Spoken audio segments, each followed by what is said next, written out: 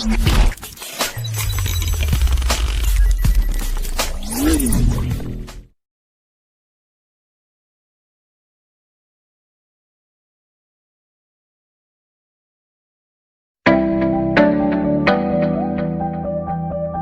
ini dibuat untuk memenuhi salah satu tugas mata kuliah Etika Komunikasi yang diempu oleh Ibu Renita Borsaragi, MPD. Sebelum memulai video ini, kami dari kelompok 7 akan memperkenalkan diri terlebih dahulu. Shalom, perkenalkan nama saya Agnes Yohana Wulandari Utahayan dengan NPM 181100038. Hai teman-teman, perkenalkan nama saya Risdayanti Burumanalu, NPM 18110035. Hai teman-teman, perkenalkan nama saya Eriska Ilgrita Hutabalian, NPM 181100024. Kami merupakan mahasiswi program studi Pendidikan Bahasa dan Sastra Indonesia Stambuk 2018 Grup A, Universitas HKBP, Nomensen, Medan. Nah, kami dari kelompok 7 akan menjelaskan mengenai materi kami yang berjudul Perspektif Etika Komunikasi, yakni sebagai tugas mata kuliah Etika Komunikasi yang diampu oleh Ibu Renita Borsaragi, MPD.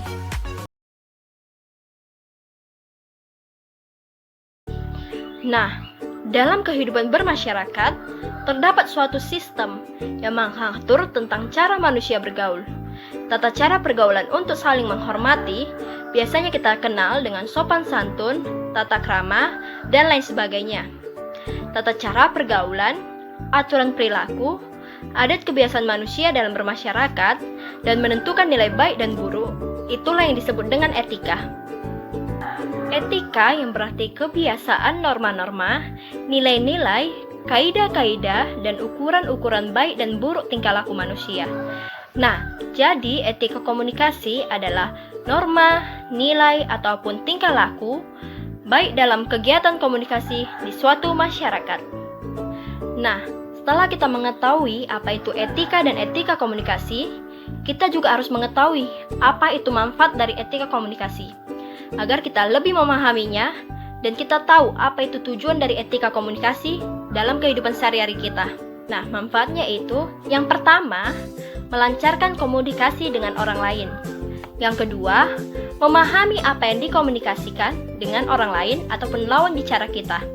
Yang ketiga, diterima dalam sosial masyarakat karena mengikuti etika yang berlaku.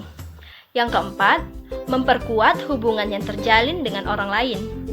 Yang kelima, pesan yang disampaikan dapat diterima dengan baik. Yang keenam, dihargai orang lain karena kita menghargai mereka juga.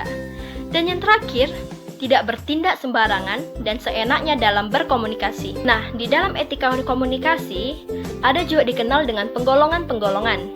Nah, di sini saya akan menjelaskan ada dua, yaitu etika deskriptif dan etika normatif.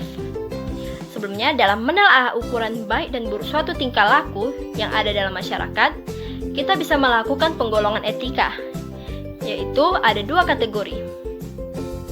Nah, yang pertama yaitu etika deskriptif. Etika ini merupakan usaha untuk menilai tindakan atau perilaku berdasarkan pada ketentuan atau norma baik buruk yang tumbuh dalam kehidupan bersama di dalam masyarakat. Kerangka etika ini pada hakikatnya menempatkan kebiasaan yang sudah ada di dalam masyarakat sebagai acuan etis. Suatu tindakan seseorang disebut etis atau tidak tergantung pada kesesuaiannya dengan yang dilakukannya dalam kebanyakan orang.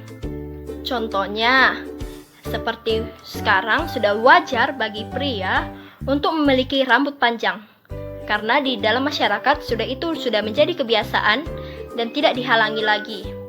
Yang kedua, kebohongan dapat dibenarkan jika bertujuan untuk membela kebenaran.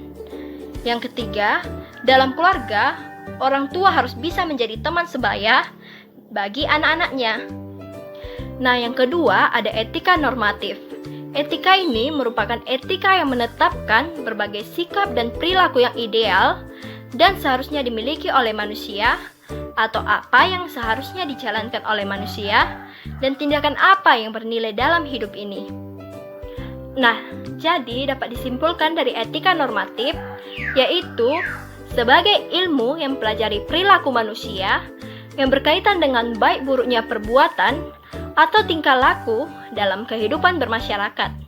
Contohnya, yang pertama, orang muda harus taat pada yang lebih tua. Yang kedua, mencuri merupakan tindakan kriminal. Yang ketiga, tidak boleh berbicara saat mulut penuh.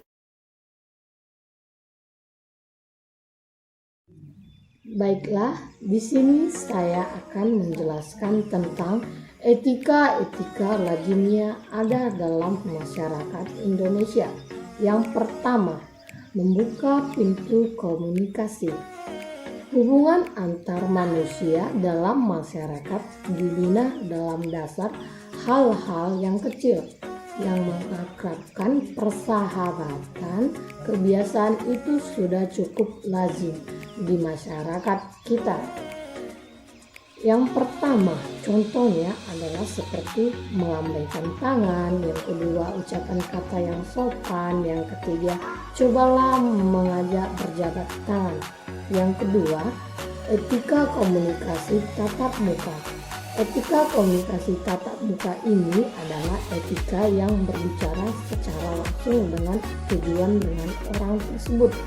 Yang pertama itu seperti contoh yang harus diterapkan dalam etika tatap muka ini. Yang pertama, waktu berbicara hendaklah kita tenang. Yang kedua, janganlah kita bicarakan sesuatu hal yang buruk. Yang ketiga, kata pembicaraan selesai hendaklah mengucapkan terima kasih. Yang ketiga, etika berkomunikasi dengan media telepon. Etika berkomunikasi dengan media telepon ini adalah berbicara dengan melalui komunikasi dengan orang yang dituju. Etika dalam berkomunikasi media telepon ini menegaskan bahwasannya berbicaralah dengan jelas agar dalam penerima pembicara tersebut bisa mengerti dan memahami apa yang kita bicarakan dengan dia. Dalam etika berbicara berkomunikasi ini, berbicaralah dengan yang jelas. Mengapa demikian? Agar dalam pendengar bisa mendengarkan apa yang kita sampaikan kepada dia. Dan prinsip yang ada dalam etika berkomunikasi media telepon ini haruslah pada akhir pembicaraan hendaklah mengucapkan terima kasih dan berbicaralah dengan tenang, langsung ke sasaran.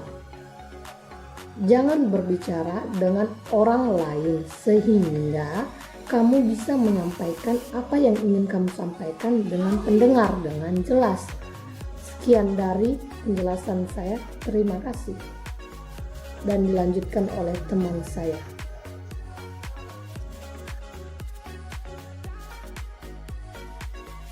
Baiklah, di sini saya akan membahas tentang perspektif etika komunikasi. Perspektif etika komunikasi dibagi menjadi 7, yaitu perspektif politik. Dalam perspektif ini, etika untuk mengembangkan kebiasaan ilmiah dalam praktek berkomunikasi, menumbuhkan sikap adil dengan memilih atas dasar kebebasan, pengutamaan motivasi, dan menanamkan penghargaan dalam perbedaan. Yang kedua, perspektif sifat manusia. Setiap sifat manusia memiliki khas digunakan dengan cara yang sebagian besar mutlak untuk menilai etika komunikasi tanpa menghiraukan situasi, budaya, dan agama. Pendekatan sifat manusia terhadap etika komunikasi adalah bahwa mereka cenderung berkonsentrasi hanya pada satu aspek sifat manusia yang mendasar, yaitu kemampuan berpikir menggunakan simbol. Yang ketiga, yaitu perspektif dialogis.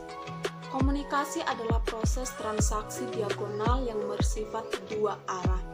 Sikap diagonal adalah sikap setiap partisipan komunikasi yang ditandai dengan kualitas keutamaan seperti kejujuran, keterbukaan, kerukunan, dan intensitas.